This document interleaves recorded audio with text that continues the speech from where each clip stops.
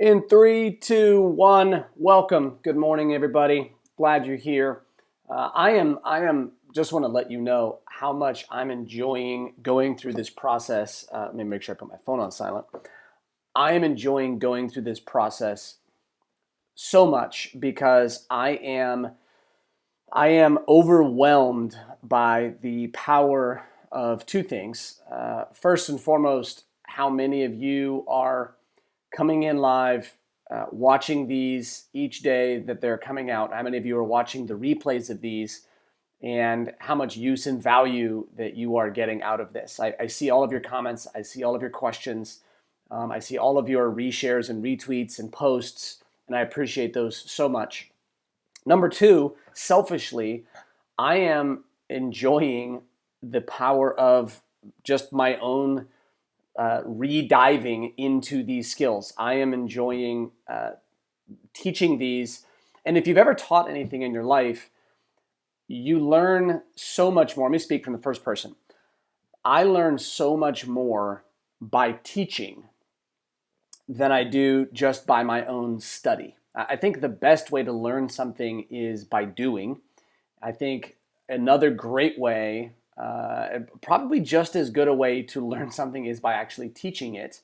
And then I think studying comes in third. So any chance I get to go out and put my skin in the game and actually go do or teach, I always find that my learning deepens at a personal level significantly.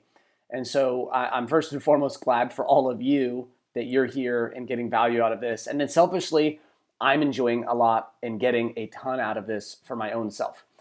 So now we move on to the fourth trainable behavior skill that unleashes greatness.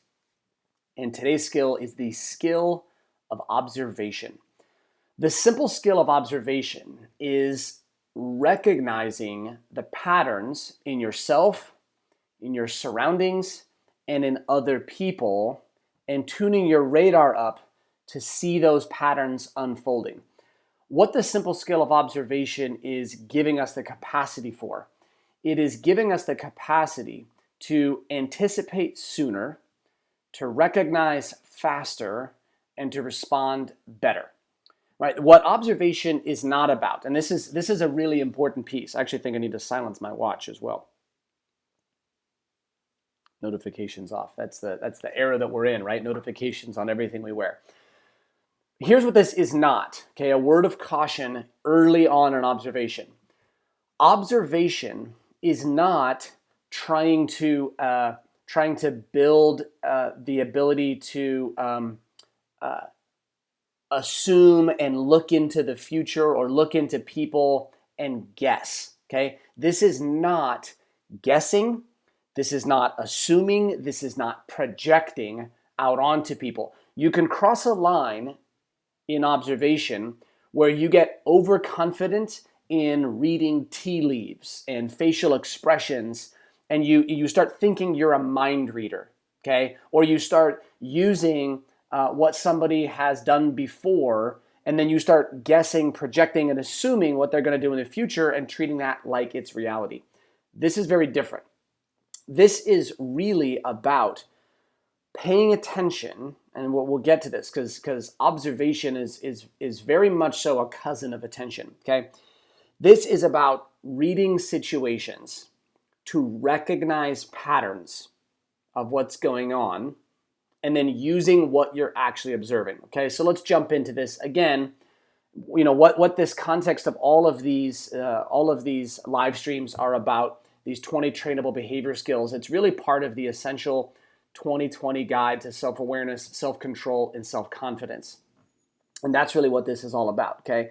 So let's use this, how do we take observation and then, put it through this lens that we're using every day of know yourself, control yourself, believe in yourself, around those things. So here's the first thing. The first one is around know yourself, okay? Well, actually, you know what? Let me take one step back. Because I do think when we talk about observation, I do think a lot of people don't consider this to be a behavior skill, and it is. But it's a behavior skill that largely happens outside of our awareness. And that's actually where I'd like you to begin. Where I'd like you to begin, because we're already, as human beings, we're already observing all the time.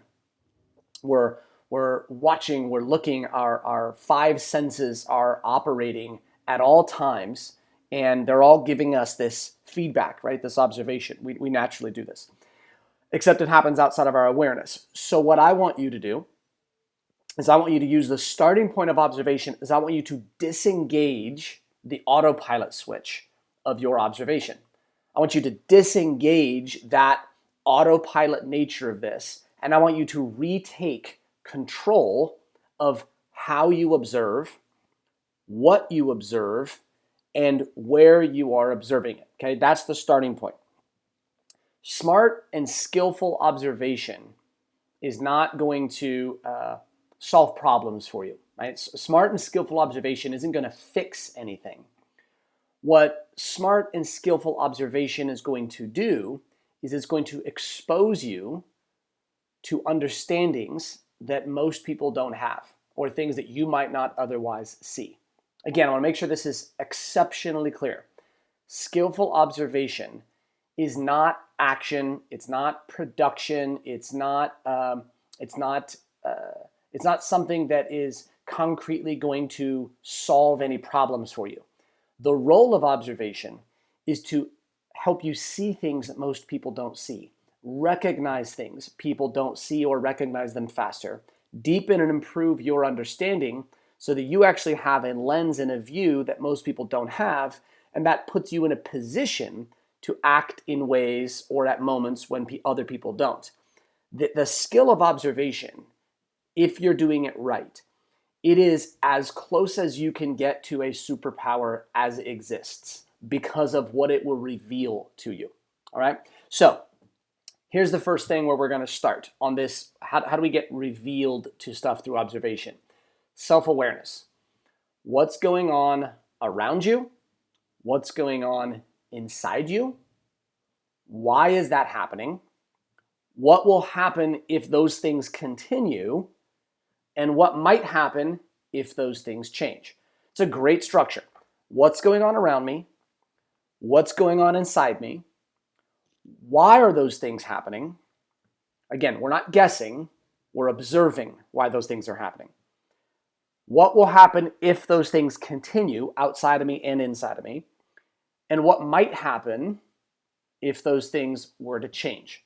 Okay? That's the first self-awareness piece. And self-awareness is related to situational awareness. We always want to have an awareness of ourself, but we want to have an awareness of ourself in the context of the situation that we're in, okay?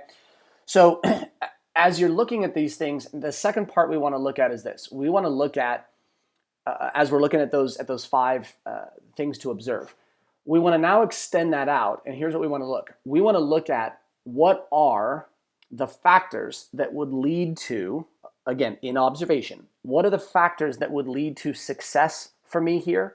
And what are the factors that would lead to failure for me here? What does success actually look like for this scenario or situation that I'm in? And what does failure look like? And you can expand it from there. I mean, I think it's a good starting point to look at success and failure, but you can look at degrees, right? What would okay look like? What would great look like? What would exceptional look like? What would trouble look like? What would really disappointment look like? What would failure, what would disaster look like, right? There's always a spectrum, and you can expand those two things and observe in yourself and in the surroundings, what does that actually look like? How do those scenarios play out so that you can tune on, hey, how does this work, okay? What I want you to do is this. I want you to look at it. I'm going to pull right from the book. I want to make sure that I grab this because in the guide, I actually spell this out. Okay, I'm going to just jump right into this. And the first piece of observation is actually looking at what it takes to be successful and what it looks like to go on the failure side. And I recommend this. I recommend starting with the objective observations first. Like, what does success actually look like objectively for the scenario that you're in, as objective as it can? Now, if you're in something like, say a marriage, and you're talking about a healthy marriage, there is no objective standard for a healthy marriage or a good conversation. It's all subjective according to you and what you want. Okay, but in a performance environment, right, or in a job or a sports team or something like that, it's a lot more objective. Okay, so here's I'm just going to read right out of the guide, so you can hear this, because I think this is powerful. Observe the things that make a difference to your success or your failure. Do not use your personal preference at first. Look for what works, look for what doesn't work, and look at why those two things are the case. Once you understand what works and what doesn't, then you start integrating your personal preferences in how you go about it. And that's such a key observation, because a lot of people get hung up following all of their personal preferences, and then they get upset when those things don't work. And I'm all for style and personal preference. I want to operate my way. But if my way is in direct opposition or enough opposition to the things that actually work, well, then now I'm using my own personal preference over what basically the laws of reality are saying about how these things need to go. So how do I incorporate observation of what works and what doesn't and why, and then fold in my personal preferences? Well, that's what the power of observation does for us. Once we know the standards, once we know the spectrum, and once we know, hey, these are the ways that it can work, these are the ways that it won't, and then here's why. Now I actually, because of that observation, I'm able to bring my own personal style and preferences into those things that I've observed much, much better. Okay? Here's the second piece on control yourself. Observation is the strategic side of focus. Okay? When we move from focus and attention, okay, and here's a great way to think of it. Observation is attention with purpose, right? That's what it is. The skill of focus and attention is learning how to control your distribution of attention, learning how to pay attention to the stuff that matters, learning how to block out the 99%. Observation is managing attention with a purpose, right? It's the strategic focus choice to look for patterns that are of use and of value to us for the areas that we are applying it. And it's not more attention. Okay, this could easily fit into self-confidence. I put it in self-control. Observation is not bringing more attention, right? It's bringing better attention. And in fact, when your observation is humming, when it's really operating well, you're actually paying attention to a lot less BS and useless info, and you're actually paying attention to a lot less overall, and your attention is really, really, really dialed in on those factors that make a difference. And I'll give you a couple examples of that here in a minute. So observing is free, right? Observing doesn't cost you a thing. You're already expending energy for your attention. This is about focusing that attention energy onto some different areas. When we're doing this really well, this is an opportunity, right? Every waking moment is a chance to observe, again, in ourselves and other people and surroundings. Observe those things, learn from them, deepen our understanding, and then convert those things into productive action. If we're observing well, we're putting ourselves in a great position to take much, much better action. And when we view every waking minute as an opportunity to observe, to teach us something about the world or ourselves, well, now all of a sudden, day to day becomes a very different opportunity. I'll give you an example of how I do that in my life. And then here's the last thing. The last thing is on self-confidence. Self-confidence in observation. And I can't overstate the importance of this, and so I'll just try to get it across as best I can. Come to your own understanding and your own conclusions based on your direct observation.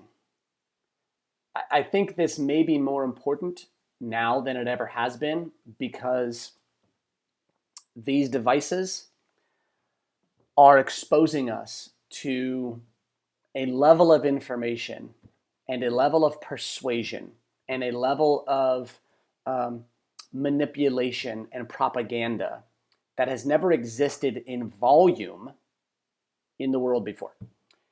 And it is hard. I'll give you a really good example. The upside of the internet era is access to information. Free, cheaper, better, more, all of this stuff, right? It's unbelievable. The downside of the internet era is it has increased the amount of useless information that we have to sift through. It's increased the amount of manipulative information that convinces us it's right. And it's actually increased the value of two things. One, our ability to focus and manage attention. And two, the skill of observation. What's useful, what's useless. What is worth my attention and time? What does have a role in my life? Who is the stakeholder here who has something to gain by me believing this information or following this information or using this information, and who doesn't? What is applicable to my life? What is not? What is worthy of my time? What is not? So how do we simplify and short circuit this? Well, here's how. Come to your own conclusions based on your direct observation. But you can't just trust any observation you have. You have to know that you are skillful and strategic, and you're working on building that capacity to trust your own observations, which is why I believe in this skill so much and why I call it a superpower. It requires work. A lot of people trust their intuition when their intuition has never been trustworthy, right? And they're in a really bad place. They trust their gut, and their gut is a really bad indicator. You have to work to build the trustworthiness in your gut. And I want you to do that. And I want you to get to a spot where you're trusting your direct observations. And so let's start doing all of that work to jump into there. When you get better at this and you're using your direct observations, here's what happens. You start putting your feet on the ground. You start putting your skin in the game in saying, why do I believe these things? Why do I have these conclusions? Why do I hold these beliefs? And where did they actually come from? And where they come from, ideally, is they come from you actually touching it in your life. It comes from you actually directly interacting with it and observing it and pressure testing whether your observations are accurate, and letting the marketplace or the people or your own behavior and their consequences give you the feedback as to whether or not your observations were in fact accurate, on point, and off. And here's the value, here's the benefit, it's the beauty of this. No matter how hard you work, your observations are going to be wrong on a regular basis. You're gonna get it wrong. You're not gonna get everything right. I'm not gonna get everything right. I'm gonna get a ton of stuff wrong. When your observation skills are high, guess what happens? You recognize when you're wrong quicker, sooner, earlier, and you're able to make adjustments faster, better, and in less cycles. This is the fantastic part of getting better at observation skills. One, you'll be right more often. That's a good thing. Or I shouldn't say right. You will see things more clearly more often. I'm not worried about right and wrong. You'll see things more clearly more often. You'll understand things that not everybody else does. And it's almost like getting access to secrets. I call them plain sight secrets. If we build our observation skills, we find out these secrets are hiding in plain sight. And just as important, when you don't see clearly, when you've made mistakes, when you have misread situations and people and you've misunderstood yourself, you're going to recognize this stuff so much faster, and you'll make the corrections quicker, and you'll ultimately respond better, right? That is the powerful and simple skill of observations, okay? So, a couple things, and then we'll jump into some questions. Observation. What are the kinds of things that we can observe? And I'll jump in here on some Q&A. So if you guys want to start firing questions, and I'll start dialing into these. What are some things in Q&A, or what are some things in observation that we can look at? Well, one of the easiest things that we can observe is other people. And I'll give you an example of what does observation look like for another person. Well, if you're watching other people, you can look at this. Can you observe, and how accurately do you observe? What does another person value? What does another person need? What is another person feeling? And what is creating, like specifically, what emotion are they feeling? And why are they feeling that emotion?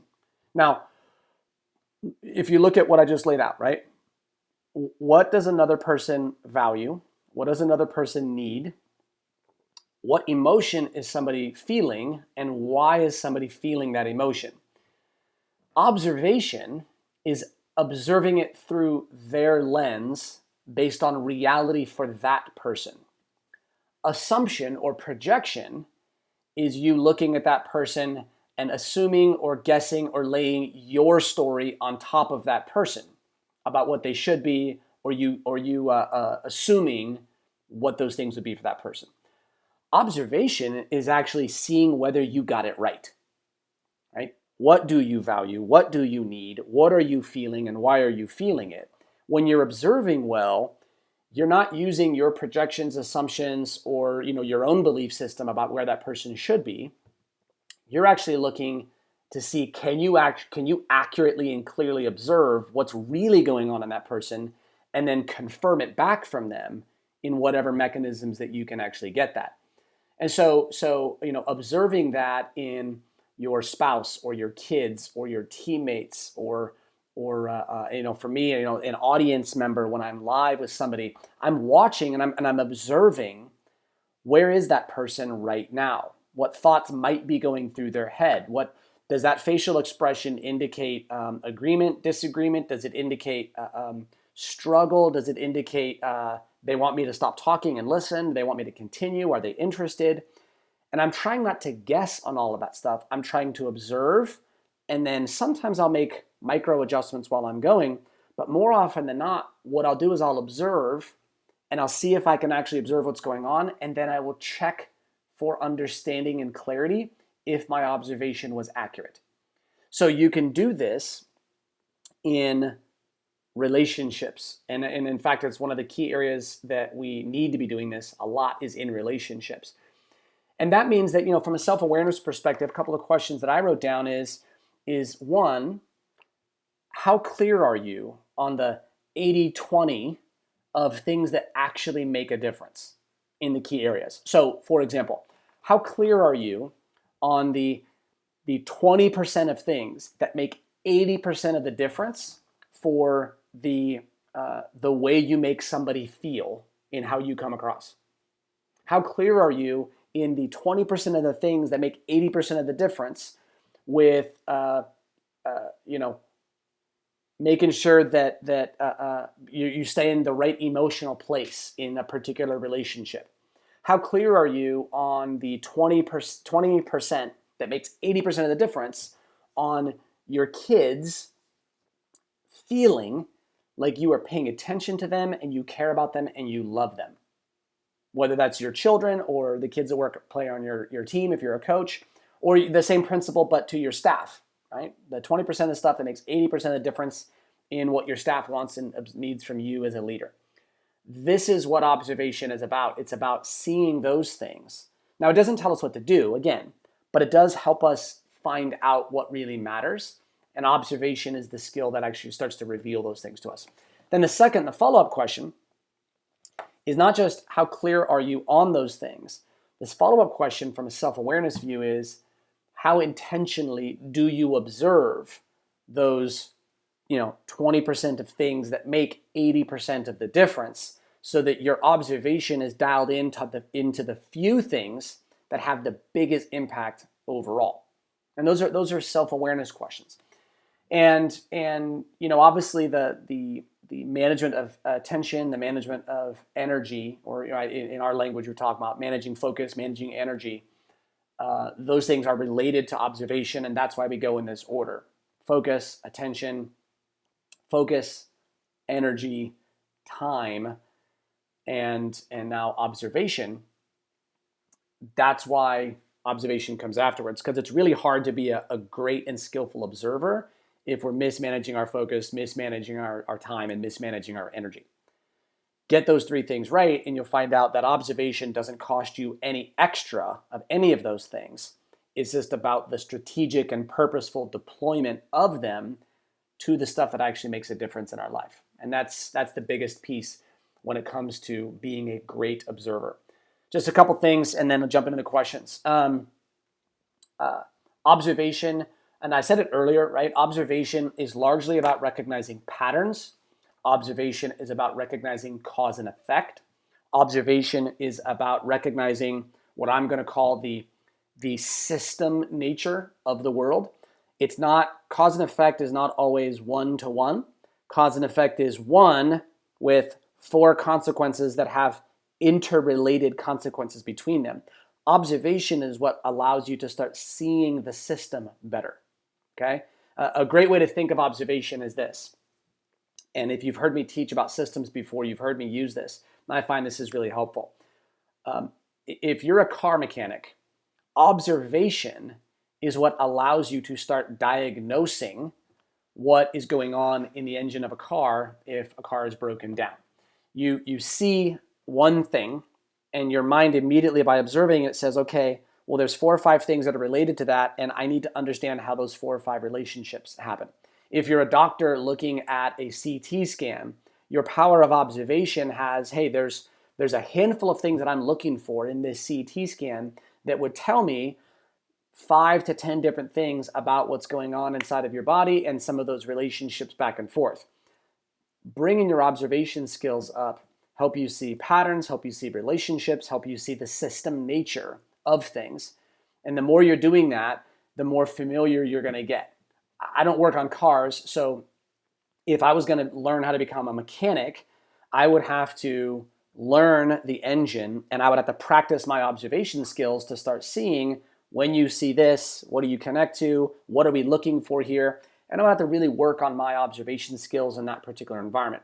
And that's exactly what we want to do in the environments, relationships, circumstances, and inside of ourselves to the stuff that matters to us. I'm not going to ever be a mechanic on a car, I don't think. So that's not where I'm going to build my skill.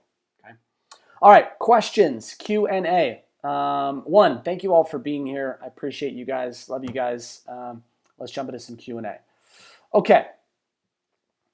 Let's go from the top, and we're going to go down. Bart, can we individually go back and review? I did answer this, but can we go back and review previous live feeds out of order? You can watch these in any order that you want.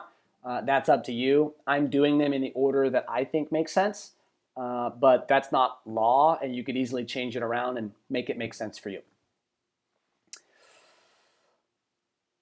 Any chance I can sell this booklet for this individually? Right now, this guidebook, the Essential 2020 Guide to Self-Awareness, Self-Control, and Self-Confidence, right now it's only available inside the Daily Discipline community.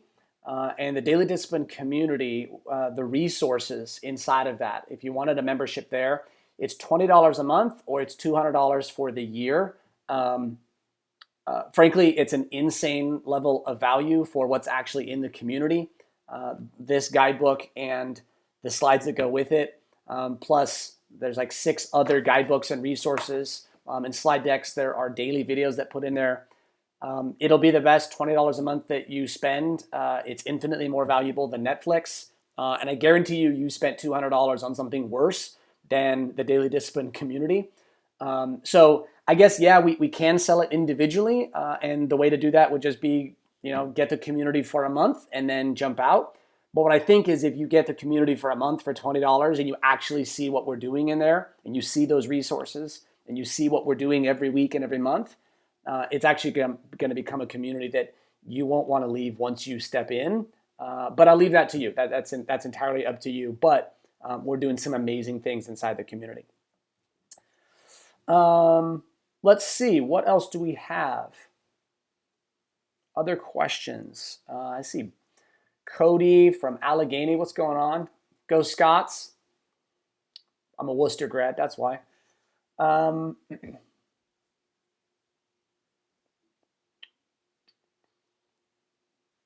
yeah, please offer one or two nudges for us to take action on these terrific ideas. Yeah, let's give you two nudges. Okay, number one, observation. Here's what I would observe, okay? Observe this in yourself. When you know what to do, but you choose not to do it, observe in yourself what story you told that convinced you not to do it. Just observe it. Don't judge it. Don't change it. Don't critique it. Just observe it. Do you actually know what that story is? Here's what you're looking for. Look for the argument that you find convincing for yourself. Find that out. Second thing you can observe in yourself is when you know what to do, but you don't want to do it, and you do it anyway, what story do you tell yourself in those moments? You'll find they're two completely different stories. Awareness of this story, awareness of this story. Now all of a sudden you've observed the argument you'll use against yourself that you find believable, and the argument and influence that you use for yourself that you also find believable. Now you've raised your awareness and you can anticipate, recognize, and respond better to it when those two things are happening.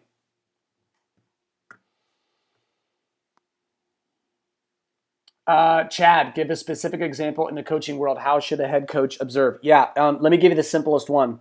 When you coach a player and you use a different style with that player, observe what they do immediately after you coach them in that fashion and whether it was the kind of behavior you want from the player or the kind that you didn't.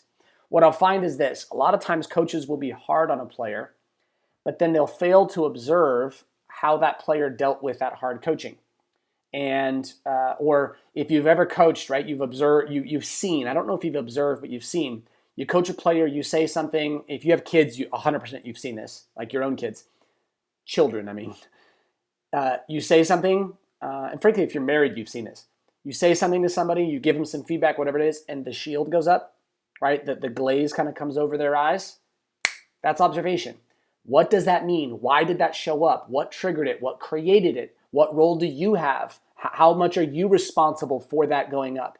These are all cause and effect system observations that you need to have as a coach. When you're observing these things and you're recognizing them quicker, you can make adjustments faster and better, or you can stay the course more confidently, whatever it happens to be. That's the biggest thing in observation. Also, for a coach, another observation, I'd pay attention to two things if I'm a coach. One, I'm observing my staff members, and I'm observing how well they are aligned with our culture, how well they are emulating, embodying, and displaying everything we're teaching to players. Do our coaches show it to players? I don't care whether they say it to players. Observe whether coaches, if the coaches couldn't talk, this is a great way to think of this. If coaches couldn't talk to players, what would players see from coaches that told players how to behave? That's a hell of an observation for a coach to have. And as a head coach, I think that's your responsibility. In fact, I know it's your responsibility. So observe that. Number two is observe the level of trust and commitment and alignment that your staff has in you based on how they interact with you in staff meetings. Turn your observation skills up. Drop out of send mode, get into observation mode. You can still talk, you can still share, you can still have messages, but don't be so stuck in autopilot send mode that you're not observing while you're also talking. Those are the two things that I would look at. How do I recognize earlier when I begin to assume or judge? Yeah, here's the easiest thing, Jason. As soon as you are making something up that has not actually happened, you're assuming and you're projecting and you're telling a story. When you're driving in your car and you start talking to yourself about what the person in the car next to you is doing and who they are, you're assuming and projecting, and you just shut it down. When you start having fake stories and conversations, in your head that you think you're going to have with your spouse or your brother or your mom or whoever, you are projecting and assuming. Get out of that zone. get into the observation zone. The second you are inventing in here scenarios that aren't actually happening, we're officially projecting. And we're always going to do it. It's just about recognizing when it's happening.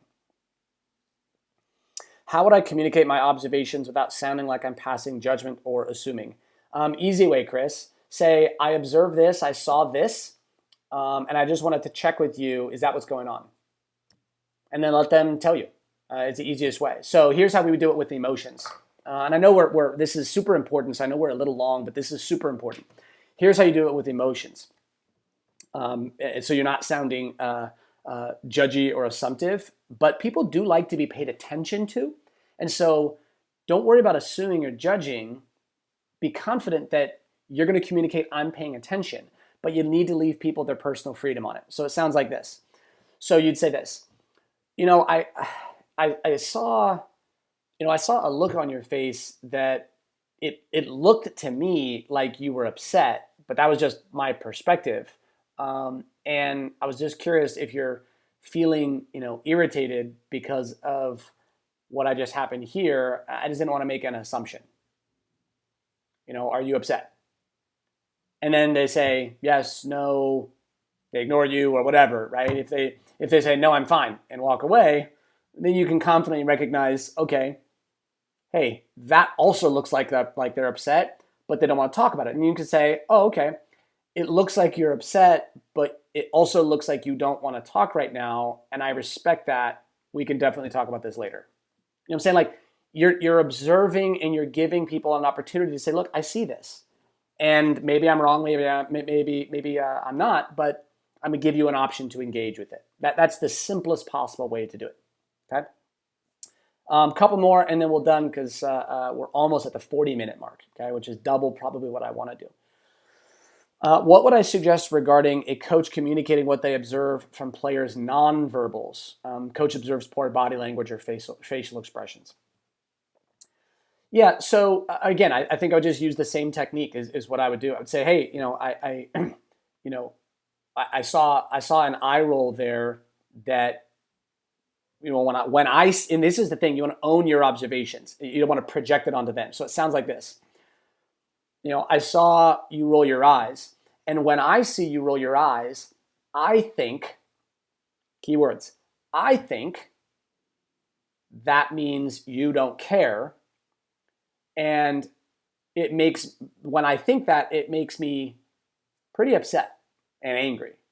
But I might have been thinking wrong about what that eye roll meant, because that eye roll might not have meant what I thought. So one, did I see that eye roll clearly? And did that eye roll mean you didn't like what I said?